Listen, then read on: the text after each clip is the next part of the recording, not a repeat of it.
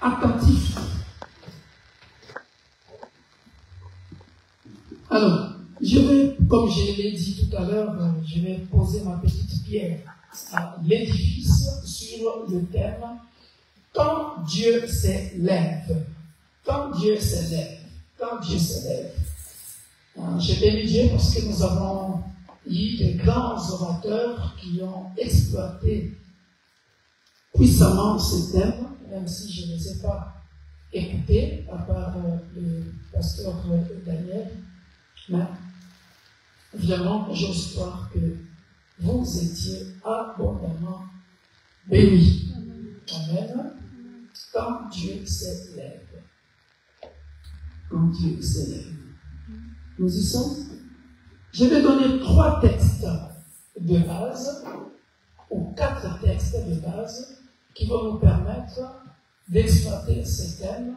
Et à la fin, on va beaucoup prier, puisque nous sommes le premier dimanche du mois de novembre, et nous avançons petit à petit à la fin de l'année. Amen. Alors, quand Dieu s'élève, je commencerai par dire ceci, bien-aimés dans le Seigneur. Dieu, nous l'appelons le roi des rois. Ce n'est pas n'importe qui, Dieu. Lorsque nous considérons, bien-aimés dans le Seigneur, lorsque nous considérons le titre, lorsque nous considérons le titre même, Dieu, le roi des rois, alléluia, c'est quelqu'un qui ne se déplace pas. C'est quelqu'un qui donne des ordres. Est-ce que je me fais bien comprendre? Il est assis sur son trône. À la base, lorsque nous considérons ce Dieu, créateur du visible et de l'invisible, il est quelqu'un qui est assis sur son trône, dans sa gloire, dans sa splendeur. Dieu ne se déplace pas. Il est assis sur son trône, louangé, adoré par les anges et nous, ces créatures. Lorsque vous considérez les livres d'Apocalypse, chapitre 4, vers le verset 8, ou alors vice-versa, vous verrez, la Bible dit qu'il est entouré par les vieillards, les anges, qui ne cessent de dire « Saint, Saint, Saint est le Seigneur Dieu, le Tout-Puissant, qui était, qui est et qui vient. » Et la Bible continue même à dire, pendant qu'ils sont en train de dire ça, les êtres humains sur la terre sont en train de dire « Tu es digne, notre Seigneur et notre Dieu, de recevoir la force, l'honneur, la gloire, la puissance, le règne pour les siècles de siècles. » Et ça, bien aimé dans le Seigneur, c'est ce que notre Dieu est.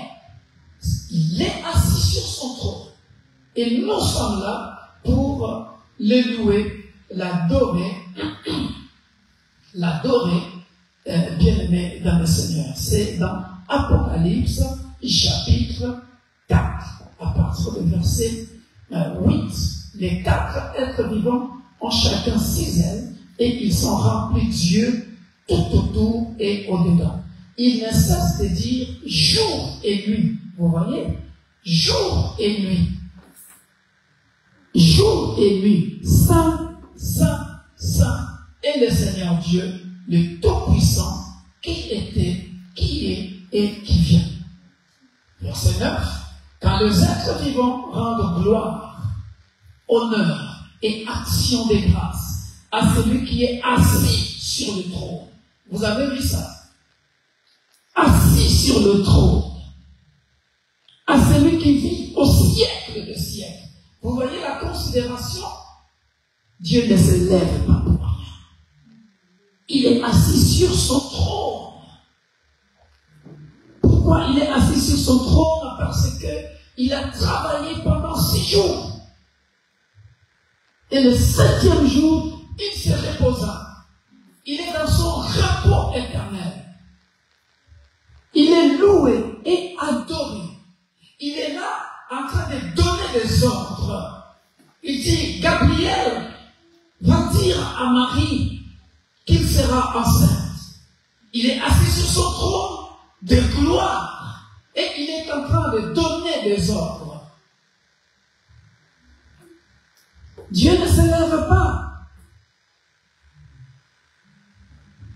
parce qu'il est assis sur son trône dans sa gloire et on est là à le louer, à l'adorer jour et nuit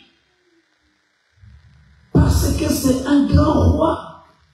Il est assis sur son trône jour et nuit. On est là en train de le louer, de l'adorer.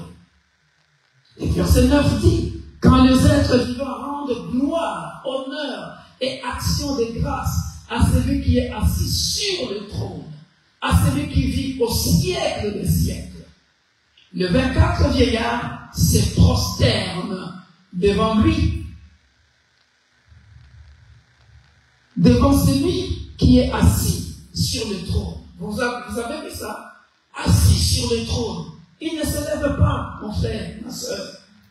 Assis sur le trône. Ils adorent celui qui vit au siècle des siècles. Et ils jettent leur couronne devant le trône en disant, tu es digne, comme je disais tout à l'heure, tu es digne, notre Seigneur et notre Dieu, de recevoir la gloire, l'honneur et la puissance, car tu as créé toutes choses. Vous avez vu ça? Car tu as créé toutes choses. Et c'est par ta volonté qu'elles existent et qu'elles ont été créées. Parce qu'on considère qu'il a créé le visible et l'invisible pendant 6 jours, et le 7e jour, il est dans son repos éternel. Il ne se lève pas. Il est assis sur son trône. Voilà pourquoi nous chantons d'ailleurs ces cantiques. Assis sur ton trône, sois loué, Seigneur. Amen. Maintenant, bien-aimés dans le Seigneur, au regard de ces passages que je viens de nous donner, nous allons comprendre qui nous sommes et pourquoi Dieu peut se lever. Ça, c'est bon à savoir. Je ne sais pas ce qu'ont dit mes prédécesseurs. Je ne suis pas venu faire une comparaison quelconque. Mais lorsque Dieu se lève, bien-aimé dans le Seigneur, c'est quelque chose. Et c'est là que nous allons comprendre qui nous sommes. Parce que je serai un peu sévère aux chrétiens que nous sommes. Je dirais même trop sévère. Et je me pose la question si nous comprenons la splendeur glorieuse de Dieu. Et je me pose la question si nous comprenons l'amour infini de Dieu pour son peuple. Ah oui. Est-ce que quelqu'un peut réaliser l'amour infini de Dieu? Nous n'avons jamais réalisé ça.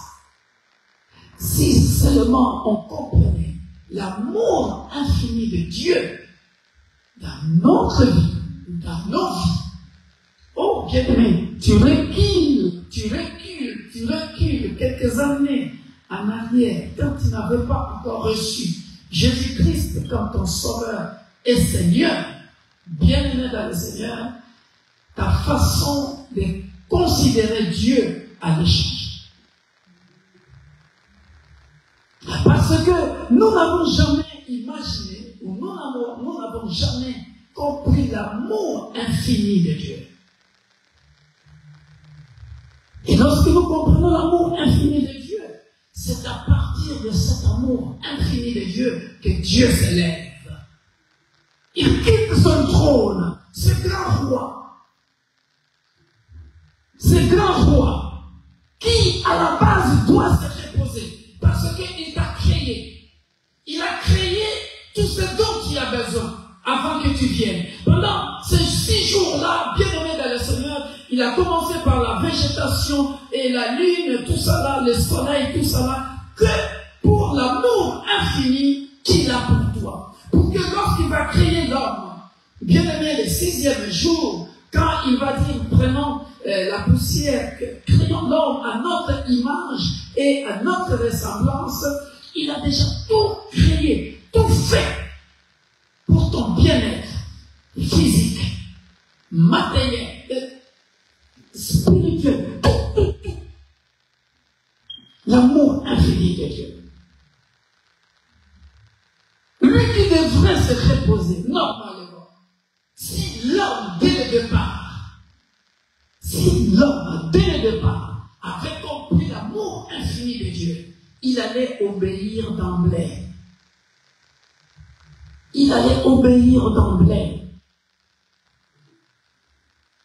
Pourquoi il se lève? Parce que dès que l'homme a désobéi dans le jardin d'Éden, tout le plan de Dieu était fichu. C'est comme si celui qui devait se reposer, vous lui donnez encore du travail. Quel amour infini. Ah oui. Quel amour infini. Voilà pourquoi il dit même dans Ésaïe, as-tu déjà vu une mère qui abandonne ses enfants quand bien même ta mère t'abandonnera? Moi, l'Éternel, je ne t'abandonnerai pas. Je ne t'abandonnerai point. Alors, comme Dieu se lève, vous voyez, on a posé une question. Il faut comprendre ici, c'est quand. Est-ce que c'est l'adverbe de manière ou de temps? Il faut le prendre sous ces 2 axes. Quand Dieu se lève, comme étant l'adverbe de manière, quand Dieu se lève. Mais lorsque nous considérons ça aussi dans le sens d'une question, quand Dieu se lève, quand est-ce qu'il peut se lever? Quand est-ce qu'il peut se lever? Lorsque c'est une question, alors, bien-aimé dans le Seigneur, Dieu se lève tout le temps. Parce que la Bible dit, dans le livre des Psaumes 121, il ne sommeille ni ne dort. On va commencer déjà à répondre à cette question-là. Quand Dieu se lève, il se lève à tout moment. Lui qui devrait se reposer, mais à cause de son amour infini pour toi, à tout moment, il ne se donne plus le sommeil. Amen. Nous allons lire ces 4 textes de base, comme ça, on va aller mollo, et nous allons comprendre. Nous sommes dans notre premier texte de base, Zacharie. Merci. On va commencer par notre premier texte de base, Ésaïe, chapitre 62. Ésaïe, chapitre 62, versets 1 à 4. Ésaïe, chapitre 62, versets 1 à 4. Ici, nous allons comprendre, bien-aimés dans le Seigneur, l'amour infini de Dieu. Pourquoi c'est grand Dieu qui devrait se reposer, mais il se lève. Pourquoi il se lève? Et il ne se lève pas n'importe comment. Alléluia. Oui, nous lirons aussi Zacharie, mais notre texte de base, il y en a 4. Nous lirons Ésaïe, chapitre 62, versets 1 à 4, Zacharie, chapitre 2, versets 8 à 13. Nous lirons, oh là là, c'est trop beau. Lorsque nous comprendrons Zacharie, nous lirons alors Genèse 49, versets 8 à 10. Et ça, c'est trop beau. Regardez, bien-aimés dans le Seigneur, nous sommes dans Ésaïe, chapitre 62, versets 1 à 4. Et allons comprendre quand Dieu s'élève et pourquoi il s'élève. Pour qui s'élève-t-il? Alléluia. Il dit ceci. Est-ce que nous pouvons lire ça ensemble?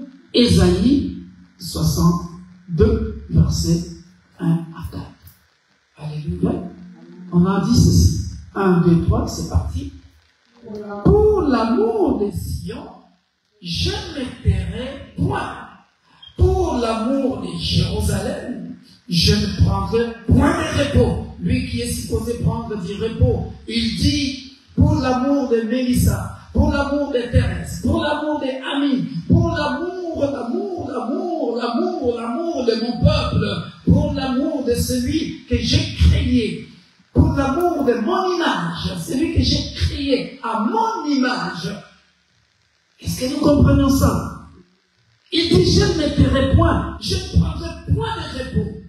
Vous avez compris pourquoi j'ai commencé à dire, normalement, ces grands messieurs ne peuvent plus bouger de son trône, parce que c'est le temps qu'il doit être loué et adoré. Mais il dit, pour l'amour qu'il a pour toi, quand bien même toi, tu ne comprends pas cet amour-là, tu minimises cet amour-là. Voilà pourquoi je te dis, recule un peu quelques années derrière.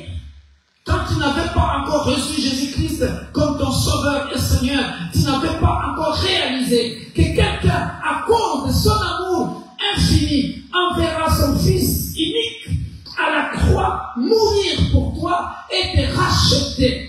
Parce qu'en réalité, il doit se reposer éternellement. Il ne doit plus travailler. Mais à cause de la désobéissance de l'homme dans le jardin d'Éden, tout était fichu. Quand Dieu s'élève, il s'élève parce qu'il veut te racheter. Il s'élève parce qu'il veut te récupérer. Il s'élève parce qu'il ne veut pas que tu demeures éternellement dans la souffrance. Il s'élève parce qu'il ne veut pas te perdre. Il s'élève parce qu'il veut que tu sois avec lui dans la félicité éternelle. Parce qu'en réalité, s'il s'est donné du repos, il se repose et il s'en fout de toi. Parce qu'il peut se dire, je peux encore créer une autre humanité qui te respectera d'emblée. Mais il ne peut pas le récrier parce qu'il est souverain. Am I talking to somebody? Et écoutez, quelqu'un qui est dans le désert, pendant que le peuple d'Israël traversait, va engloutir tout un peuple. Vous connaissez l'histoire du fils de Corée. Et de toutes les façons, il dit quelque part, qu'est-ce qu'un homme pour que tu les reconnaisses? Il peut tuer 10 000 personnes, il s'en fout.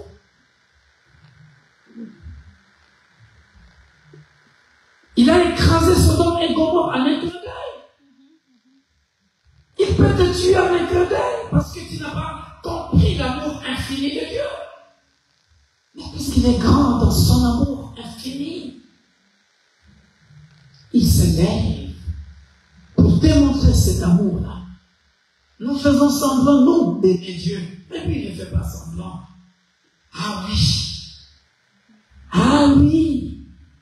Nous, pour venir à l'église, c'est des gymnastiques pour donner son temps à Dieu, pour faire quelque chose pour Dieu. Oh là là. Mais lui, il ne fait pas ça.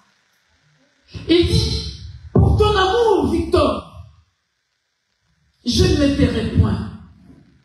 Pour ton amour, Victor, je ne prendrai point de repos, jusqu'à ce que ton salut paraisse comme l'aurore. Et sa délivrance, vous avez souligné le mot délivrance, et sa délivrance comme un flambeau qui s'allume. Alléluia. Pourquoi la délivrance? Parce que il doit se lever lorsque tu es attaqué par les ennemis. Il doit venir te délivrer. Il doit se lever à cause de son amour. Au lieu de regarder à tes bêtises, au lieu de regarder à tes péchés, il se lève pour sauver son peuple. Parce que ce n'est pas un Dieu qui fait de bruit comme nous, des hypocrites que nous sommes. On fait semblant d'aimer. semblant d'aimer Dieu, si on aimait véritablement Dieu, c'est non qu'il est écrit, bien-aimé dans le Seigneur, tu aimeras Dieu de tout ton cœur, de toute ta force, de toute ton âme. On changera le monde. Mais les chrétiens n'arrivent pas à évoluer. Même dans l'église, hypocrisie sur hypocrisie. Et quand je vois ça, je dis, on est loin. Des prédicateurs jusqu'aux membres, aux fidèles de l'église. Il n'y a pas d'amour dans nos églises. On fait semblant. Et lorsque Dieu regarde dans son amour infini, lui dit, pour cette âme-là, je ne mettrai point. Je ne prendrai point de repos quand Dieu s'élève. Et sa délivrance comme un flambeau qui s'allume, alors les nations verront ton salut, et tous les rois ta gloire, et l'on t'appellera du nom nouveau. Ça, c'est l'amour infini de Dieu. C'est-à-dire, Dieu a été assiégé. Le peuple d'Israël, assiégé par les nations qui les environnaient. Babylone, Assyrie, la Syrie. Tout ça. Alléluia. Je ramène ça sur notre vie sur terre. Lorsque tu ne connaissais pas encore Jésus-Christ, lorsque tu ne l'avais pas encore reçu comme ton sauveur et Seigneur, tu étais la proie facile. Tu étais une proie facile des sorciers et sorcières de ta famille. Mais un jour, il s'était levé pour te sauver. C'est ça qu'il est en train de dire ici. Et sa délivrance, c'est ça qu'il est en train de parler ici. Alors les nations verront ton salut. Alléluia. Et tous les rois ta gloire. Comme pour dire quoi? Alors toutes les nations, tous les sorciers et sorcières de ta famille qui ont joué avec toi, lorsque tu n'avais pas encore réalisé qu'il y avait un créateur, lorsque tu ne savais pas encore qu'il y a quelqu'un qui t'aimait, d'ores et déjà, quand bien même tu étais dans le péché, ils ont joué avec toi, tu étais la proie facile. Est-ce que je me fais bien comprendre? Après, il a quitté son trône. Il ne s'est pas donné du repos. Parce qu'à la base, il a crié tout pendant 6 jours. Le 7e jour, il devait se reposer. Quand Dieu s'élève, il s'élève pour sauver son peuple. Pour que les nations, pour que les ennemis sachent que tu as un Dieu. Oh my God. Oh my God. Moi, je vois la bonté de l'Éternel dans ma vie. Ah oui. Lorsque tu as atteint un certain niveau spirituel, bien aimé dans le Seigneur, tu vis la bonté de Dieu. Ah oui, je peux le dire. Rien dans la poche, mais de grandes réalisations. La bonté de Dieu. Rien dans la poche, toujours en bonne santé. La bonté de Dieu. L'amour infini de Dieu.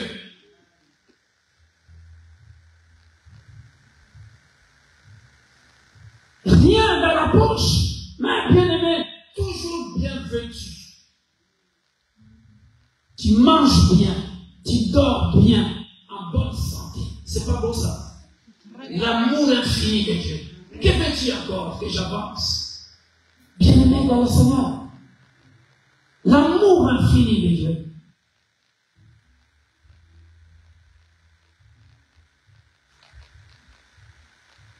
Non. Cet amour-là, tu ne trouveras ça nulle part sur cette terre.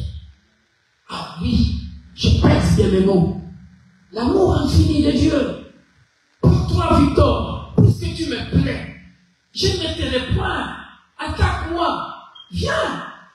Attaque-moi. Tu verras. Et c'est là où tu comprendras l'amour infini de Dieu. Il y a des intouchables. Il y a des intouchables de Dieu sur cette terre. Nous avançons pas à pas.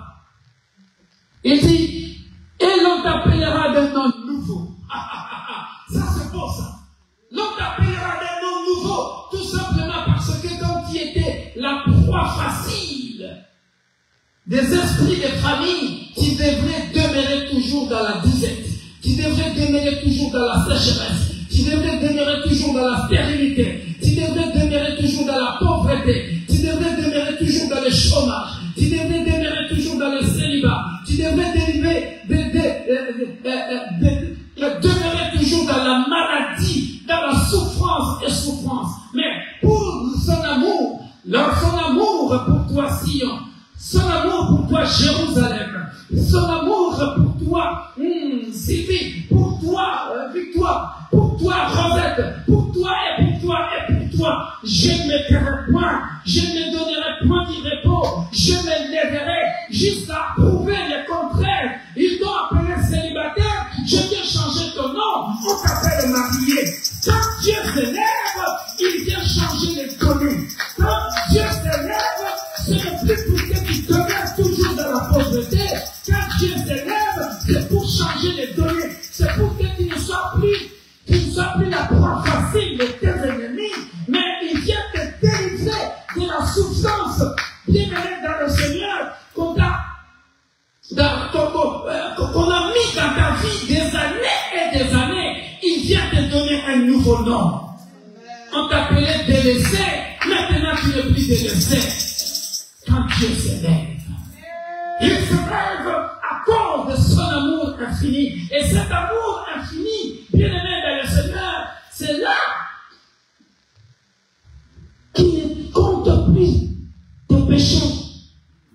Parce que la Bible dit dans le psaume 130, verset 1 à 4, que j'aime bien, s'il tenait compte de nos péchés, s'il se souvenait de nos iniquités, personne ne subsistera. Quand Dieu se lève, va te donner un nouveau nom que la bouche de l'Éternel déterminera. Tu seras une couronne éclatante dans la main de l'Éternel, un tuban royal dans la main de ton Dieu. On ne te nommera plus délaissé, on ne nommera plus ta terre désolation, mais on t'appellera mon plaisir amer, et l'on appellera ta terre épouse, car l'Éternel met son plaisir en toi, et ta terre aura un époux. Am I talking to somebody? I don't understand this. Alléluia. Ça, c'est l'amour infini de Dieu. Quand Dieu se lève, il change les données. Oh, bien-aimé dans le Seigneur, écoutez ceci. Zacharie chapitre 2. Là, on a compris, bien-aimé, quand Dieu se lève à cause de son amour, lui qui est censé se reposer, mais il quitte son trône. Il vient à ton secours pour te délivrer et te donner un nouveau nom, pour changer les données. Alléluia. Amen. Pourquoi? Parce que Zacharie chapitre 2 nous dit quelque chose encore de merveilleux. Et c'est là où nous allons comprendre, bien-aimés dans le Seigneur, la grandeur de l'immensité de l'amour infini de Dieu. Zacharie chapitre 2, 8, 9. Oh, que c'est beau. Quand Dieu se lève. Ah oui, quand Dieu se lève dans ta vie, les sorciers et sorcières de ta vie, tes ennemis tremblent. Ils doivent continuer à trembler. Voilà pourquoi, bien-aimé dans le Seigneur, j'ai toujours invité les gens à recevoir Jésus-Christ comme leur sauveur et Seigneur. Parce que lorsque tu le reçois, bien-aimé dans le Seigneur, oh, c'est là où la beauté, la beauté de cette aventure avec l'homme de Galilée, c'est que tu étais dans les ténèbres à son admirable lumière. La beauté de cette aventure avec Dieu, c'est que, regardez, de la même manière que tu fermes tes paupières, tes yeux physiques, oh bien-aimé dans le Seigneur, les jours que tu commences à voir des choses spirituellement, c'est là où l'aventure commence avec Dieu. Ah oui, c'est beau. Parce que lorsque tu ne voyais pas, comme eux, ils aiment travailler pendant la nuit dans les ténèbres. Alléluia. Mais lorsque les yeux spirituels s'ouvrent et tu commences à les voir maintenant, parce que pendant qu'ils sont en train d'œuvrer pendant la nuit, toi les yeux spirituels sont ouverts. Tu dis, mais je ne savais pas. Cette affaire-là dans la famille-là était comme ça. C'est chaud. Mais puisque maintenant, il veut changer, il veut te changer les noms, tu ne seras plus appelé Abraham, tu seras Abraham. Tu ne seras plus Sarai, tu seras Sarah. Oh, wow. Tu ne seras plus Simon, tu deviendras Pierre. Sur cette pierre, je bâtirai mon église. Oh, bien-aimé dans le Seigneur, les choses changent parce que si, écoutez, quand Dieu se lève, et ils avaient retenu en captivité, le nom d'Abraham. Alléluia. Ils continuent dans leurs alliances familiales à lier le nom d'Abraham, alors que le Dieu de la Bible lui a donné un autre nom spirituel, Abraham, le père de la multitude. Alléluia. Et pendant ce temps, quand Dieu se lève, il travaille dans le vide. Le monde des ténèbres travaille dans le vide. Ils sont en train de lier, je ne sais pas moi, les noms qu'on m'a donnés, mais dans la spiritualité, Dieu ne m'appelle plus Victor, même si Victor signifie victoire. Alléluia, je suis plus que vainqueur dans le nom puissant de Jésus. Mais lorsque Dieu se lève, il t'appelle par un autre nom, parce que la Bible dit ici, je le connais et je l'appelle par son nom. Alléluia. Il faut connaître ton identité spirituelle. Quel est le nom spirituel que Dieu t'appelle? Lorsque vous liez le nom de Victor, lui, il appelle Victor Abraham, père de la multitude. Lui, il appelle Victor l'église universelle de Dieu, l'église pour tous. Pendant que vous êtes en train de lier le nom de Victor, il se lève et il donne un autre nom. Et je me retrouve avec des enfants spirituels sénégalais, les enfants spirituels ivoiriens, les enfants spirituels camerounais, les enfants spirituels qui sont de blanc. Ils se lèvent, et vous êtes en train de travailler dans le vide. Parce qu'il est un grand Dieu, pour son amour infini. Lorsqu'il se lève, on t'appellera plus délaissé. Dis à ton voisin de gauche et à droite, quand Dieu se lève dans ma vie, on ne m'appellera plus délaissé. On m'appellera plus célibataire. Dis-le, on m'appellera plus célibataire. On m'appellera plus chômeur ou chômeuse. On m'appellera plus délaissé. Quand Dieu se lève. Alléluia. I don't get to the point. Il faut atteindre une dimension spirituelle qui te fait comprendre que tu n'es pas n'importe qui. Parce qu'il a géré, il a dit, pour l'amour que j'ai, pour toi qui as reçu Jésus-Christ comme ton sauveur et Seigneur, il ne se taira point. Donc ta situation doit changer. Ta situation doit changer. Arrête de pleurer, maman. Arrête de pleurer, papa. Arrête de pleurer, ma soeur. Parce que quand Dieu se lève, oh, c'est pour ton salut. Quand Dieu se lève, c'est pour que les situations changent. C'est pour que le célibat change en mariage. C'est pour que la stérilité change en fécondité. C'est pour que le chômage change en travail. C'est pour que, bien aimé, la pauvreté change en richesse. C'est pour que il ne se donnera point de repos jusqu'à ce que cette affaire-là change. Quand Dieu se lève, arrête de pleurer.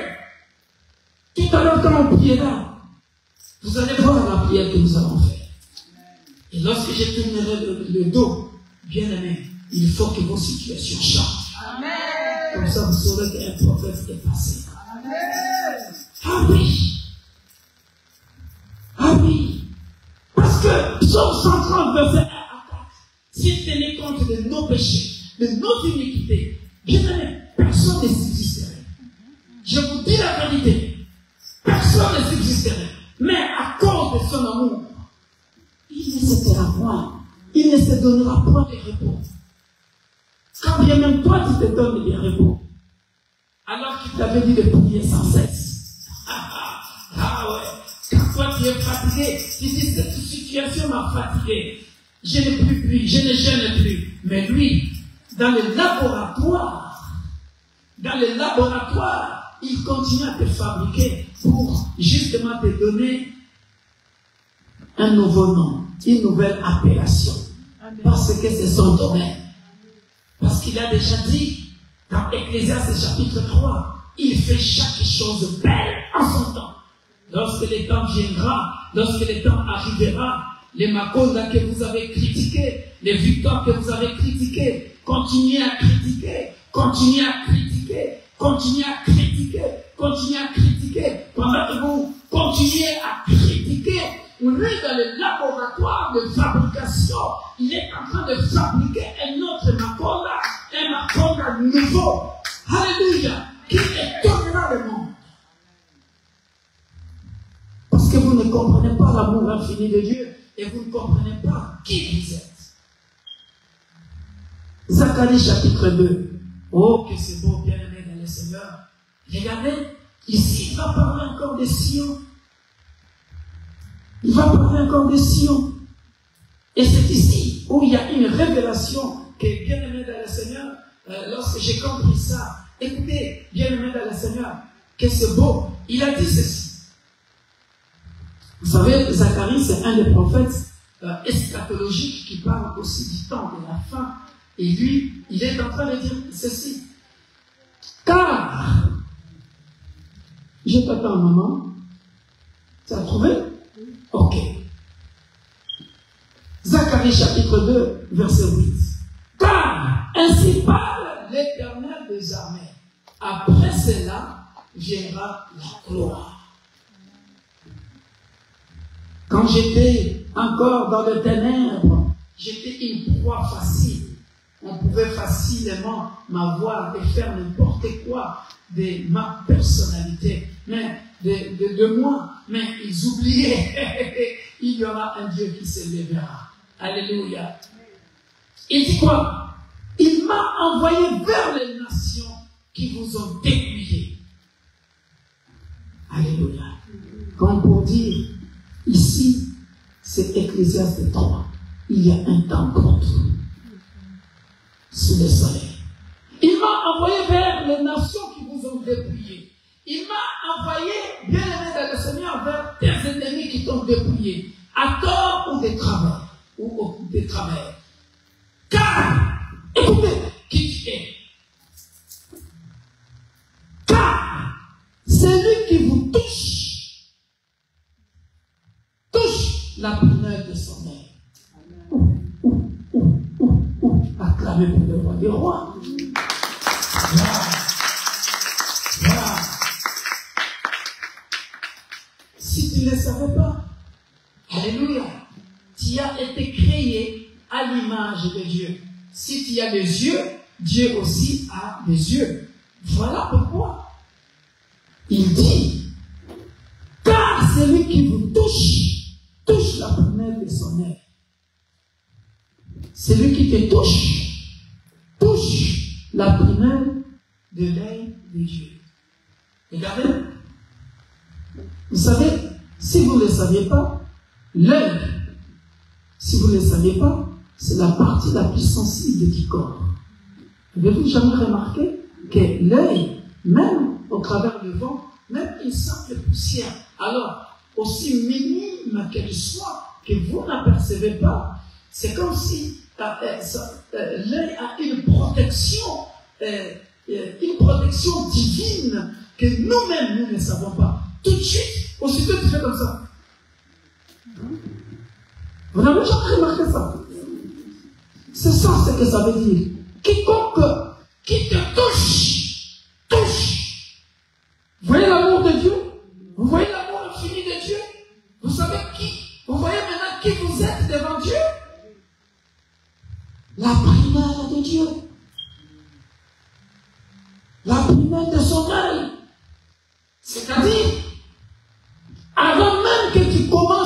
pleurer, à gémir dans tes souffrances. Il est sensible. Dieu est sensible à tes peines. Il est sensible quand tu pleures dans ta chambre. Dieu est sensible. Il ne peut pas se donner du repos. Psaume 121. Alléluia. À cause de ton amour, de son amour pour Sion, à cause de son amour, il ne se donne pas du repos. Il ne sommeille ni ne dort. Aussitôt, dès qu'il y a une perle qui te touche, son œil bouge. Non, il y a quelque chose là-bas. Michael, vas-y. Daniel est dans la difficulté.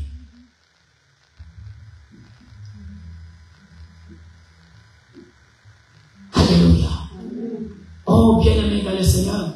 Voici, je lève ma main. Vous avez vu ça? Il commence à se lever maintenant. Voici, je lève ma main contre elle. Elle qui ici sont priées. Voilà. Ces nations-là maintenant deviennent la proie. Ou deviennent les proies de Dieu. Ils t'ont fait du mal. Maintenant, c'est leur temps de payer le mal qu'ils t'ont fait. C'est pas beau ça? Tout ça parce que tu es la prunelle de son cœur. J'ai bien expliqué le mot prunelle.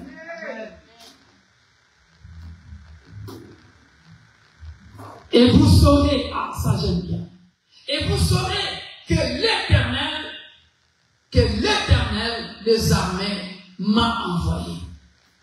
Pousse des cris d'allégresse et réjouis-toi, fille de Sion. Vous avez vu ça? On parle encore de Sion, on parle encore de toi. Pousse des cris de joie. Là, Dieu s'est élevé dans ton problème. Tu as longtemps pleuré. Maintenant, c'est ton temps pour te réjouir, pour chanter les chants d'allégresse. Alléluia. Car voici, je viens et j'habiterai au milieu de toi, Victor. Voici, je viens, j'habiterai au milieu de toi, Église universelle de Dieu, Église pour tous de Paris, afin que tous ceux-là qui se sont moqués de toi, tous ceux-là qui ont fait des chocs, des esprits d'échec, de blocage, qui ont freiné la croissance de l'Église, vivent la même puissance de Dieu, qu'ils sachent que cette Église a un Dieu et il se lèvera le dernier. Alléluia. Car voici, je viens et j'habiterai au milieu de toi, dit l'Éternel. Beaucoup de nations s'attachera à l'Éternel en ces jours-là et deviendront mon peuple. J'habiterai au milieu de toi et tu sauras que l'Éternel des armées m'a envoyé vers toi. L'Éternel possédera Juda comme sa part. Alléluia. Parle un peu de Juda. Oh, vous savez pourquoi? Écoutez, l'Éternel possédera Juda comme sa part dans la terre sainte et il choisira encore Jérusalem. Que toute chair fasse silence devant l'Éternel, car il s'est réveillé de sa demeure sainte. Vous avez vu ça? Il s'est réveillé de sa demeure sainte pour sauver Juda. Qui était Juda? Genèse 49. Alléluia. Amen. Genèse 49. Bien-aimé dans le Seigneur, parlons de Juda. Et j'ai beaucoup à dire, mais le temps est parti. Mais nous allons clôturer ici pour prier. Vous me dites qu'il faut que j'arrête. Ah ouais. Ah. Genèse 49. Et nous allons prier, bien-aimé dans le Seigneur. Après, je vous donnerai autre chose comme leçon. Genèse 49, là, vous allez comprendre qui était Juda, bien-aimé dans le Seigneur. Genèse 49, 8 à 10. Vous allez comprendre pourquoi Juda est la possession de Dieu. La Bible dit ceci. Regardez. Juda est un jeune lion. Tu reviens du carnage, mon fils. Il ploie les genoux et il se couche comme un lion. Comme une lionne. Il le fera lever. Le sceptre ne s'éloignera point de Juda. Alléluia. Alléluia. Amen. Quand on dit le sceptre ne s'éloignera pas de Juda, cela veut dire ce que Dieu a mis en toi. Personne ne te le prendra. cause du temps, bien-aimé dans le Seigneur. Le sacre ne s'éloignera point de Judas. Comme pour dire, tu es ce que Dieu est. Dis que tu sois. Alléluia. Vous lirez à la maison, bien-aimé dans le Seigneur, vous verrez comment le psalmiste est en train d'invoquer Dieu quand il est dans la souffrance. Dans le psaume 18, il dit, les séjours de mort m'environnaient. J'étais environné. Mais j'ai crié vers Dieu. Et il s'est levé. Il s'est levé. Alléluia. Il est venu pour me secourir. Lèvons-nous, nous allons prier, bien-aimé, conformément au psaume 17. Tu peux laisser la prière là, ça va aider quelqu'un. Ça peut aider quelqu'un. Nous allons prier. Regardez ce que dit le psalmiste dans psaume 17. Nous allons prier par rapport à ça.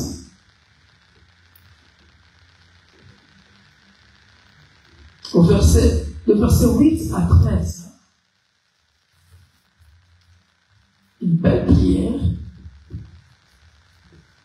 Il dit ceci: garde-moi comme la prunelle de l'œil. Protège-moi à l'ombre de tes ailes. Contre les méchants qui me persécutent. Contre mes ennemis acharnés qui m'enveloppent. Ils ferment leurs entrailles. Ils ont à la bouche de paroles hautaines. Ils sont sur nos pas. Déjà, ils nous entourent. Ils nous épient pour nous terrasser. On dirait un lion avide de déchirer. Un lionceau aux aguets dans son repère. Lève-toi, Éternel. Marche à sa rencontre. Renverse-le. C'est ça la prière que tu vas faire cet après-midi. Lève-toi, Éternel. Marche à la rencontre de mes ennemis. Marche à la rencontre de Titi, le nom de ta situation. Marche à la rencontre de mon manque de carte de séjour. Marche à la rencontre de ma stérilité. Marche à la rencontre de mon chômage. Marche à la rencontre de ma pauvreté. Marche à la rencontre des institutions établies, des alliances établies dans ma famille. Marche et marche et marche. Renverse-le. Délivre-moi du méchant par ton glaive. Délivre-moi des hommes par ta main éternelle. Des hommes de ce monde. Leur part est dans la vie et tu remplis leur ventre de tes biens. Leurs enfants sont rassasiés et ils laissent leur superflu à leurs petits-enfants. Pour moi, dans la justice, je verrai ta face. De réveil, je me rassasierai de ton image. Qu'est-ce que cela veut dire? De le réveil, lorsque je me réveillerai, je changerai de nom. Lorsque je me réveillerai, bien-aimé dans le Seigneur, moi qui étais la proie facile de mes ennemis, la proie à la stérilité, je deviens fécondable. Moi, lorsque je me réveillerai, oh, moi qui étais la proie du célibat, je me réveille avec le mariage. Lorsque je me réveillerai, oh, bien-aimé, je serai rassasié de ton image. J'étais endormi dans la pauvreté, je me réveille avec la richesse. Pourquoi? Parce que, à cause de son amour pour moi, les bien-aimés de le Seigneur, il est venu changer ma situation. Ma situation a changé. Que la gloire revienne à l'Éternel, notre Dieu, symbolisé. Amen. Alléluia.